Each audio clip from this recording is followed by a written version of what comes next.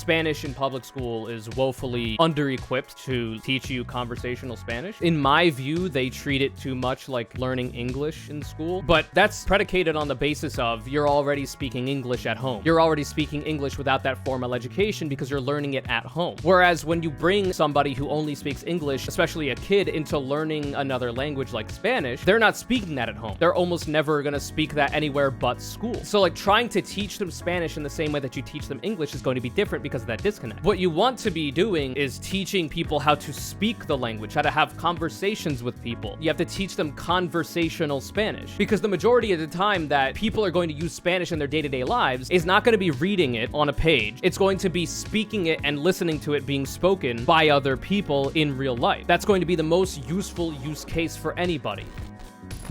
I gotta take these fucking rings off to do this. So I felt like I was getting burnt out with my Spanish practice in Duolingo. I was literally just doing it to keep the streak going. And sometimes I wouldn't even do a lesson. I would just do the fun little matching mini game in order to make sure I get the streak. And at that point, like, I'm barely even trying to learn the language anymore. The big problem that I have is that I don't have any friends that speak Spanish that I can talk to regularly to practice, right? And I don't watch any media regularly that's in Spanish either. And those are two ways that you can help your language learning journey, is by talking to people in the language and or watching media in the language with subtitles and then eventually without. Spanish dubs are not... I don't like dubs that much. That said, I did watch the Castlevania, the first series or season, whatever it is. I haven't seen the most recent. I did watch that with the Spanish dub because I didn't like the regular English, like the original English. It just didn't feel great to me. Listening into it in Spanish was sick. It was really good. But yeah, so I decided to start learning something else. And I watch, you know, a fair amount of media. A lot of it's on like Twitch and YouTube, and all of that is in English. The other media that I tend to watch just so happens to be in Japanese. So I figured, while I'm, you know, chilling on the Spanish stuff for a little bit, because I've been going at it for almost 2 years, I might, you know, dabble in Japanese a little bit, because I'm already watching a lot of the media. You know, a lot of the media that I consume is in Japanese. A lot of anime and shit. So I figure I would maybe learn a little bit of the basics of the language. And then I realized that Duolingo in Japanese has you learn the characters as well, which I didn't consider, even though it's very obvious. Reason why I didn't consider it is because the language that I was born and grew up speaking, English, shares the same alphabet with Spanish, except for some differences like the enye, you know, this guy, you know, some accent stuff like that. But it's essentially the same alphabet. So when I'm learning Spanish, outside of like the enye and stuff like that, that I would have to learn, I only need to learn the phonetics, how it sounds, and like how everything is spelled, and then what the word translates into, right? So like I can see hello in English, and that's hello. Hello. Hello. Hello. Right? I can do that.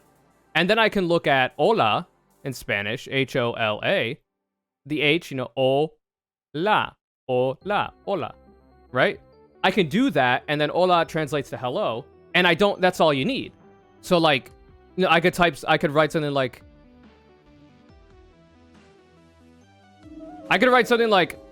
amazing. Amazing. I could write something like, yo aprendiendo español para 2 años con Duolingo. And that's all, these are all, you know, characters that I learned in English when I was learning English in school, when it comes to writing it and stuff like that. So I could look at yo, that means I, aprendiendo means have been learning, essentially. Español, Spanish, para 2 años, for 2 years, con Duolingo, with Duolingo. I've been learning Spanish for 2 years with Duolingo, right? I can do that very easily, because I don't need to worry about the characters. I already got that covered when I was younger. For any background, by the way, for people who don't know, I am half Latino. My mom is white, was born in the States. My dad was born in Honduras and immigrated here when he was 18. There's a whole ass story to that. Man was hopping on trains and hitchhiking to get here. Nearly lost his life on the way, he told me. But he made it here, and eventually he found my mom. I happened. And, you know, bada bing, bada boom. That said, I didn't get to learn the language when I was younger, despite my dad's best efforts, because my mom is English and doesn't speak Spanish. You know, she's English. She's American. She doesn't speak Spanish.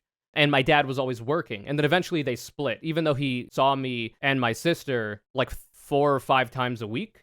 He didn't live with us, and my mom only speaks English, so I wasn't able to learn it that easily when I was younger. He tried, but apparently we didn't pay attention that much, and, my mom speaking English also makes that harder when I'm spending most of my time with her. So I just wasn't able to learn it as I was growing up, and I was unfortunately not lucky enough to be bilingual because of that, like, by default. And Spanish in public school is woefully under-equipped to teach you conversational Spanish. In my view, they treat it too much like learning English in school. Like, if you're an English speaker, you live in America, you grow up with English class, and they teach you the characters, how to write, A, B, C, D, etc., and then they teach you different words and then grammar and how that all works.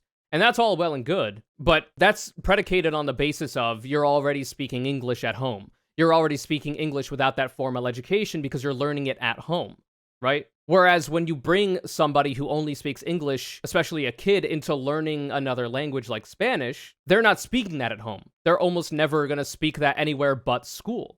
So, like, trying to teach them Spanish in the same way that you teach them English is going to be different because of that disconnect. They've already got the base layer of I speak this at home and to everybody else, English. So then learning the more complex elements of English from there makes sense. Whereas if you're trying to teach them Spanish, like, the characters might be very similar and the same most of the time, but they're not speaking it anywhere else. So to try to teach them grammar and how to read it, in my view, is a bit foolhardy. What you want to be doing is teaching people how to speak the language, how to have conversations with people. You have to teach them conversational Spanish.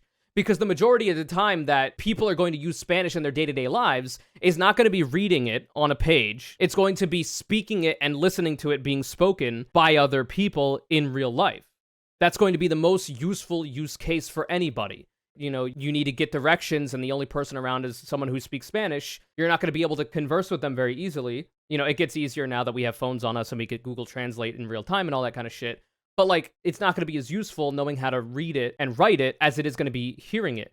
Say, this was a big problem for me because, like, when I was in service work, when I was in food service for the greater part of a decade, there will be pretty frequent times where somebody came in and spoke, like, broken English and was clearly ESL, English Second Language, and they spoke Spanish. If I was able to speak to them in Spanish, that would be a huge boost for them and for me, I guess, as a customer service worker, if I care about my performance in that role, which I don't. Like, it would be a big help for a lot of people, and there were people I would work with that could speak fluent Spanish that were able to help people in that way, and that was always really cool to me. I just wasn't able to do that, unfortunately, because of everything I just described. And public school was inadequate in helping me learn it as well. So it's just unfortunate that I require going to Duolingo and learning it for the last 2 years. I'll show, what my actual streak is, I guess. And I have to switch to Spanish for this.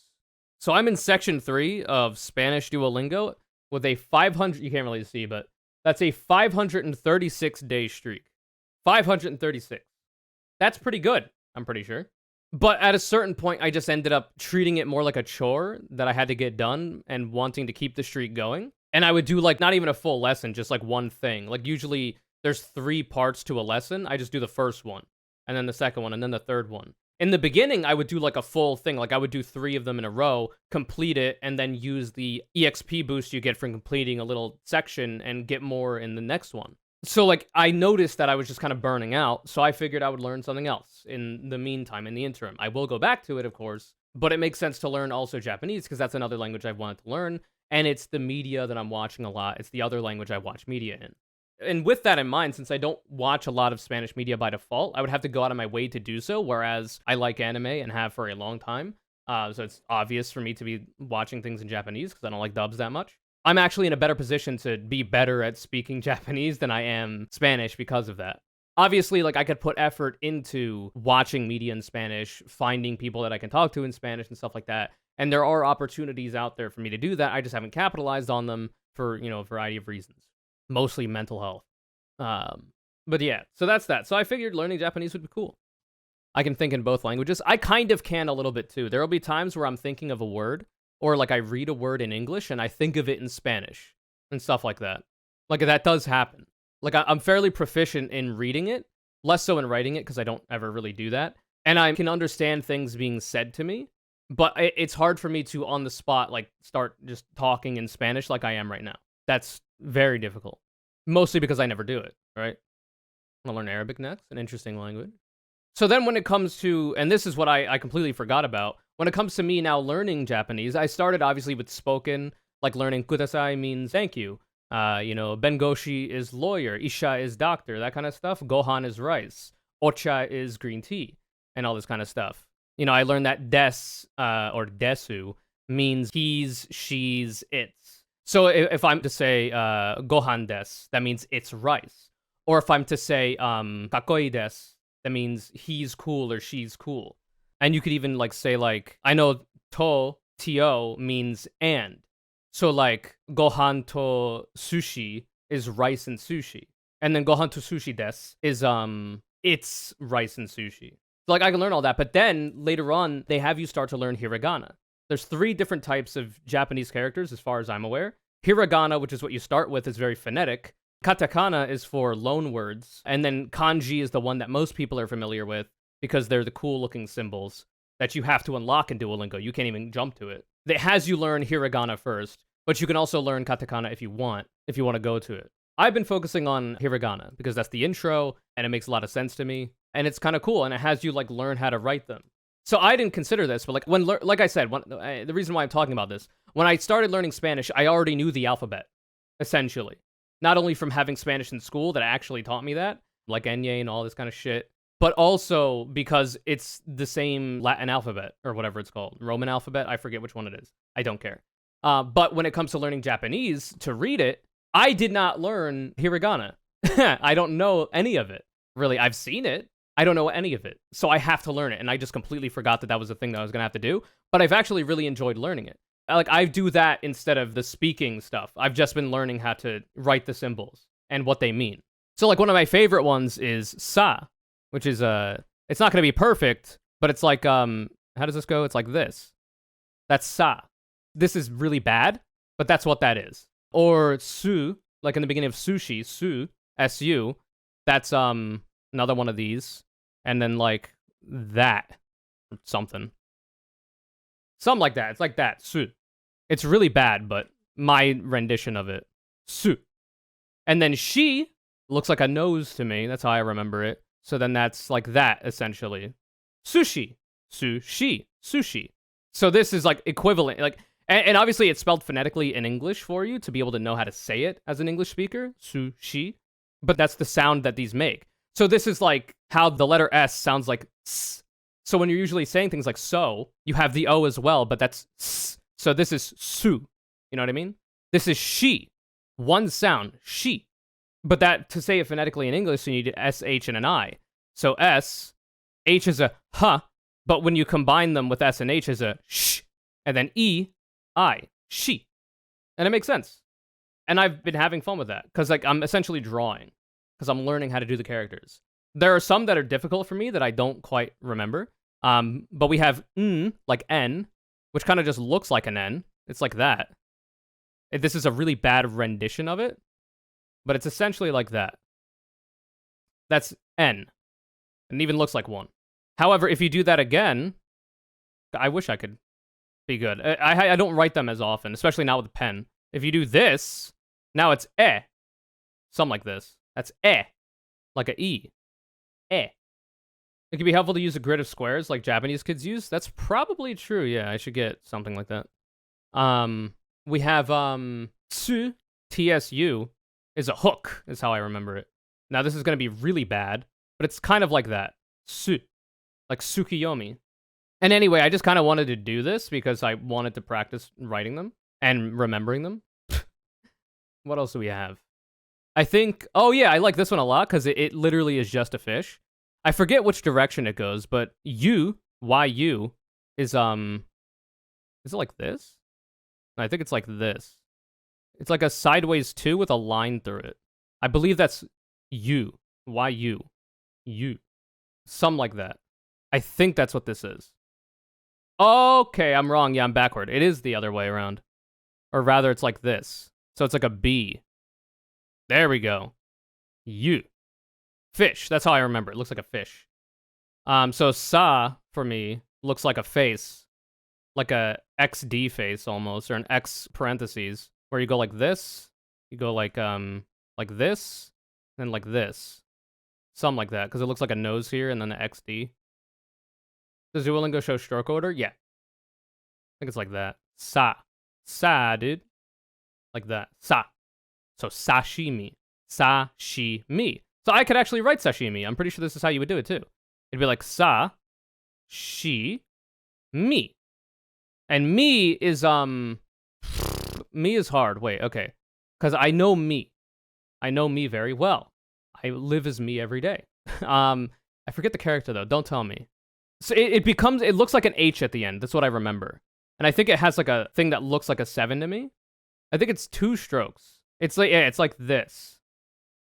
It's like that, but that's probably incorrect. Can somebody get that for me? It's helpful that you've been putting them in chat, so I can check my work. It's not this exactly, but it's like this for me. Me. Oh, I was very close. I was very close. So it's like this. Okay. And it's further down. That's good enough for me. So that's sa, shi, mi. Like the fish. Like the kind of sushi where you just get the fish and that's it. Sashimi. I believe that's the correct way you would do it, too. I haven't actually learned that word properly in Duolingo, but I've learned the characters and the sounds, and that's what it sounds like to me, so it is correct. Let's go. Hello, audio. Oh, sa is fully connected on computer. Interesting. Wait, really? Wait, let me look at it in Duolingo. In handwriting, you usually have the gap. That's interesting. Yeah, so in Duolingo, they're showing me it with the gap. Let me see. Sa. Ah, I see. And I'm also a little bit wrong now that I'm looking at this. Because, okay, I see it now. I see the error of my ways. So if I'm to redo this. So you still start with this, more or less. But then you go... So in fucking whatever the fuck, it looks like that. Like on the PC, kind of. But when you write it, it's like this. And then it's more like that, is what I'm seeing on Duolingo anyway. Where the smirk is more shit-eating, essentially, is how I'll remember it. I think it's the same with key. Yeah, it is. So let me do that again by fixing this. But this is good practice for me, too. So we go like this. And then we go... Essentially like that. It's good enough for me, for now. Sashimi. And by enough, I mean one more letter. Oh, we finally have ku. This kanji. This is hiragana. The characters I'm learning. Next up is katakana, which includes loan words or whatever the fuck. And then after that is kanji. The final form. So ku. Mo. Okay. So ku is easy. It's just a less than sign. Ku. Mo is a hook with 2 lines. And I assume it starts Mo. So a hook with 2 lines. Kind of like, it's like she, but with 2 lines. Because it looks like she a little bit, because it looks like a nose. Se. Like say? Or is it not se? Se is line, backwards L, little j. Kind of looks like another face. A lot of them look like faces. This is the nose, this is the eyes, this is the smile. Se. Se. It's not like say, you fucking liar. You liar. It's not like say. It's like se. Se. That's what I thought. Why did they say like say? It's not like say. It's like se. What would be a good English word for that? Se. Like celebrate. But that's not good because it has a C. Like, sexual, but you wouldn't do that for Duolingo. Like, sell. Like sell. Or like set. Yeah. What the fuck? Why would you do like say if it's se? Se. It's not long E. Or whatever. What are you doing, Duolingo? Nah. That's what I'm saying about that fucking bullshit. Nah. Nah is a T. And then a little curly J. With a line. The hat. So that's, is that Kuba? Wait. Oh, Kumo, sorry. Which is, wait, Kuma is bear. Kumo means cloud. Kumo. Damn. Okay. Kumo, cloud. Kuma, bear. Why do they sound similar? Because bears are big and fluffy like a cloud. Ku. Ku. Less than. Ku. Ku. Less than. Se. Se. Line. Oh, you go here. That makes sense because it's closer to the end point. Se, せ se. Ku, くせ se, せな na. Oh, damn, I was wrong. I thought it would be... But no, it wouldn't, because you... So essentially what I'm learning now, what I've just picked up on, is that the next stroke is going to almost always be close to the end of the previous one. So here, you wouldn't start this one, because you need to go back up here at some point. So you go here, here first, complete that, and then you're already here, so then you do this, and then that. Because it ends back here. It wouldn't make sense to go... Because you're down here. You don't want to pick up and go over here. That makes sense. Okay. Gotcha. な Nah. く Ku. く But yeah, for right now, I find learning the characters a lot more interesting. But it's also necessary that I kind of do that first, so that I can read and then say the things I'm trying to read to learn how to say them. That's how you do it when you learn English, for instance. You learn the characters first, the alphabet, then you learn the sounds they make, and you learn what they sound like when you put them together. And I think it makes sense that they do this. See, this is actually what I'm saying when it comes to when I was talking about how public school Spanish, at least when I was a kid in the US, teaches you more how to read and write rather than conversational. What Duolingo's trying to do here is teach you conversational Japanese. It's teaching you how to say simple phrases and like be able to hear them and translate them to English in your head, to understand them. Because, like, they make you learn a little bit of hiragana, but you only have to do that, like, 2 or 3 times before you move on to continuing to do more verbal, you know, learning of words. You don't have to do as much hiragana practice as I've been doing and learning as I've been doing. I've just been wanting to do it. And that makes sense, too, because, like, if you're going to go to Japan, it's more likely that you're going to need to know how to speak to somebody else and understand somebody else's Japanese than you are to read and write it, especially write it. Which is what this is teaching you how to do as well, is how to write it as well as read it. Now, it is obviously going to be important to know how to read it as well, which is why when you're learning the verbal parts of it, it still gives you, underneath like the English character phonetics, it still gives you the hiragana, but you could ignore a lot of that, like I kind of have, before learning hiragana this way. I kind of just like glaze over it, because my eyes don't really know what I'm looking at when it comes to looking at the hiragana before I've learned what they mean and the sounds that they make.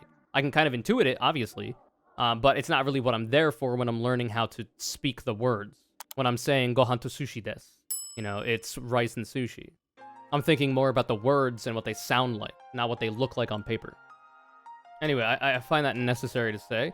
So that's going to be annoying for Hyperaggressive putting this video together, because it's going to be 2 different longish VODs that I'm going to have to timestamp the sections of. Oopsie. Anyway, nah. な